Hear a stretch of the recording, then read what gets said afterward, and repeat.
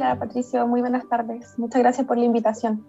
No, encantado, porque estos son temas que nos preocupan a nosotros, por cierto, pero somos meros puentes para poder llegar a la comunidad con información fresca, relevante en términos de cómo se ha ido comportando el mercado laboral en los últimos meses. Entiendo que el trimestre estudiado es diciembre-febrero, ¿no? Así es, así es. Bueno, Vamos, no, sí, preguntarte primero, ¿qué efectos reales tuvo la pandemia en el empleo de la región? ¿Cómo quedó la situación del empleo en la región luego de la pandemia? No sé si decir post-pandemia todavía, porque de pronto aparece una variante y volvemos a confinarnos, ¿no? Pero hasta hoy día, ¿qué efectos tuvo entonces el COVID-19 en materia laboral en la Araucanía? en la Araucanía y a nivel nacional e internacional, la verdad es que los efectos en el mercado del trabajo han sido súper duros. Y particularmente para algunos grupos determinados de la población como son las mujeres, las personas jóvenes, las personas adultas mayores y también las personas que poseen educación, hasta educación básica. Han sido los grupos que se han visto más golpeados por la pandemia, no solamente por la pérdida de los empleos en términos de que fueron despedidos de su puesto de trabajo, sino que también porque pasaron a una situación de inactividad económica en la cual no estaban buscando trabajo, es decir, salieron de la fuerza laboral, porque ya sea se dedicaban a labores de cuidado o porque la propia pandemia generó ciertos miedos y temores para que estas personas pudiesen insertarse en el mercado laboral. Entonces, en definitiva, son grupos de la población que están siendo más vulnerables en estos momentos y que por lo tanto los apoyos para su reinserción laboral tienen que ir focalizados en estos grupos. Ya, vamos a estar conversando también sobre focalización, ¿no? De hecho, el plan de reactivación del gobierno venía también con una variante de género que resulta atractiva, al menos desde el punto de vista de la teoría. Habría que ver luego, desde el punto de vista de los estudios que ustedes realizan, si efectivamente eso logra materializarse o no. Pero quiero detenerme, Catalina, en las brechas de género que trajo la pandemia. Hay estudios que indican que la mujer retrocedió prácticamente 10 años en esto, ¿no? Para que nos comentes entonces cuáles son las principales características del trabajo de la mujer en relación, por ejemplo, a las ocupaciones más feminizadas y en qué rubro aún falta abrir camino para ellas. Sí, bueno, hay que entender que parte de lo que comentabas anteriormente, o sea, cómo se ha visto afectado el mercado del trabajo en la Araucanía, grandes sectores que se han visto afectados por la situación de pandemia son el comercio y el turismo. ¿Ya? O sea, para nadie es una sorpresa todo lo que han vivido los empresarios y empresarias de estos sectores, principalmente por todas las restricciones sanitarias que había, el confinamiento, y esto generó que las empresas no pudieran funcionar, tuvieran que despedir a sus trabajadores. ¿Y cuáles son los trabajadores del comercio y el turismo? Principalmente son mujeres. Ya, por lo tanto, ahí hay un punto importante al que hacer mención cuando nos referimos al empleo femenino, porque lamentablemente hay muchas mujeres que perdieron sus empleos. Otro tema que se cruza cuando hablamos del empleo femenino tiene que ver con cuáles son estos sectores, ¿cierto? Que tradicionalmente se ve inserción femenina. Y estos sectores corresponden a actividades que están vinculadas a roles vinculados al género femenino, como son las labores de cuidado, como son también, ¿cierto?, las labores domésticas. Y es por eso que nos encontramos con que las mujeres se insertan más en sectores económicos como la salud. La primera línea de respuesta a la pandemia fue principalmente femenina. Personal de aseo, por ejemplo, todo lo que tiene que ver con el sector de educación y, por supuesto, la atención a clientes en el sector de comercio y turismo. Entonces, estos son los principales sectores donde se insertan las mujeres y que estos sectores, dentro de algunas de sus características, en algunos de estos sectores hay alta informalidad, hay jornadas laborales que llegan a ser también más extensas y las mujeres en general trabajan menos horas que los hombres debido a la necesidad de tener que ocuparse también en labores de cuidado. Entonces, los sectores económicos en los cuales se insertan las mujeres tienen condiciones laborales que son un poco más adversas que los sectores en los cuales se incorporan los hombres. y de hecho las remuneraciones percibidas en los principales sectores de inserción femenina son menores a las remuneraciones que podemos ver en el caso de los hombres. Entonces, ahí se van dando cuenta de cuáles son estas brechas que existen y nos vamos explicando cuáles son estas brechas también. Y mucho de esta disparidad que existe tiene que ver con temas culturales, ¿ya? Entonces, respecto a cuáles son como los sectores donde tiene que haber inserción, es importante que... ¿Sí? Va la pregunta, porque claro, te preguntaba yo por las características del trabajo de la mujer y las ocupaciones más feminizadas, ¿no? Veamos entonces ahora cuáles son las ocupaciones más masculinizadas, vamos a decir, y por qué es importante que las mujeres vayan abriendo camino, o las empresas, o el Estado, o el gobierno, vaya abriendo camino para las mujeres en estos empleos más masculinizados. Sí, efectivamente, sectores como la construcción, por ejemplo, sectores asociados a la industria, sectores que van teniendo un mayor dinamismo que los sectores de inserción femenina. Estos son los sectores donde principalmente se insertan los hombres. Entonces, hemos visto, por ejemplo, durante la pandemia hubo un importante empuje hacia la reactivación del sector de la construcción, y para poder, ¿cierto?, mejorar la situación de empleo, llamar a personas para que pudiesen trabajar que venían de otros sectores económicos, pero lo que pasa ahí es que el sector de la construcción es un sector fuertemente masculinizado. O sea, aquí en nuestra región el porcentaje de participación femenina en la construcción ronda el 7%.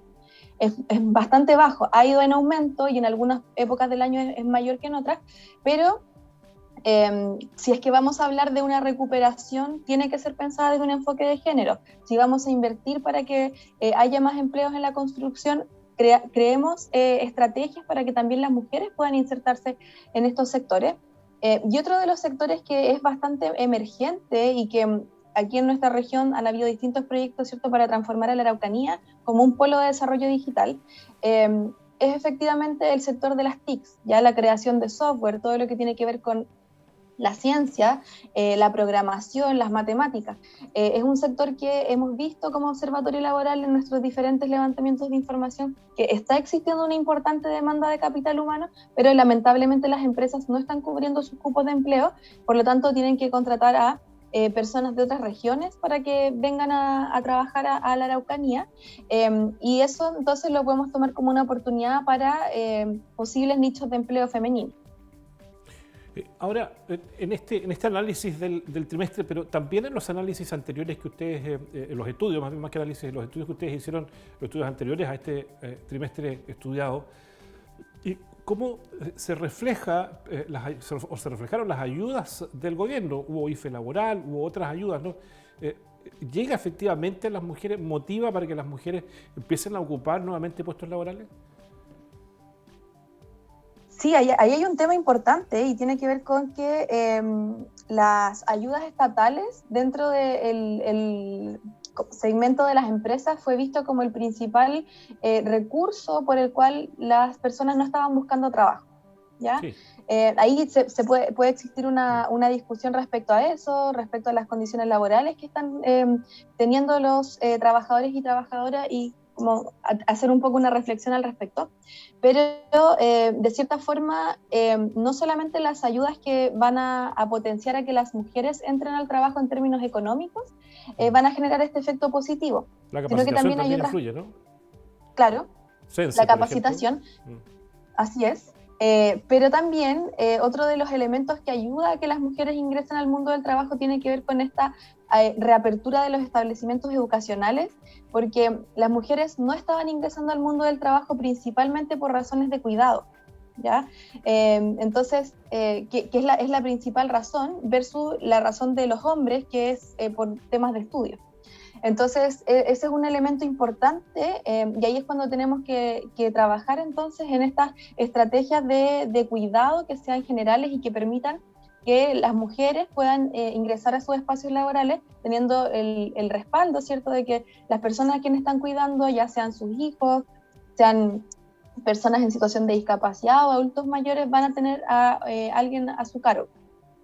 Entonces, en este sentido, la mayor apertura sanitaria que ha ido teniendo el país favorece, estimula efectivamente la reinserción laboral de las mujeres. Es decir, hoy día no estamos en cuarentena, como tú dices, se han ido abriendo las salas cunas, los jardines infantiles, los colegios que permiten tener efectivamente a los niños, no dejarlos en la casa, sino enviarlos a estos centros educativos, de manera de darle más libertad a la mujer para que recupere su fuente laboral, ¿no? Así es, así es. Y bueno, eso también nos deja para la reflexión cuál es la importancia, ¿cierto?, de los cuidados en las mujeres. Sabemos y tradicionalmente está muy ligado el tema de los cuidados de las mujeres, pero ¿por qué? ¿Por qué? ¿Por qué, Claro. ¿Por qué ocurre esto? O sea, tenemos que avanzar a que haya una corresponsabilidad y que no sea solamente responsabilidad de las mujeres el hecho de tener que estar cuidando a los hijos o a cualquier persona dependiente. ¿Y qué pasa, Catalina, en materia no quiero decir formación, no quiero decir capacitación, quiero hablar de formación desde la mirada de un concepto bastante más amplio de recepción de conceptos académicos? ¿Qué pasa con la formación en el caso de la mujer? ¿Qué pasa, por ejemplo, desde lo que hace el CENSE hasta lo que hacen los institutos y hasta lo que hacen las universidades para favorecer efectivamente una futura inserción laboral de las mujeres en el mercado? Si nosotros analizamos los datos de escolaridad de hombres y mujeres, vemos que las mujeres poseen una mayor escolaridad que los hombres. ¿Ya? Las Mira. mujeres estudiamos más que los hombres, que es un punto bastante interesante si uno se pone a ver que en realidad la presencia masculina en el mundo del trabajo es mucho mayor. Y ahí vienen todas estas condiciones que yo te mencionaba, el tema de los cuidados, ¿cierto?, que es un factor preponderante en la no inserción de las mujeres en el mundo del trabajo.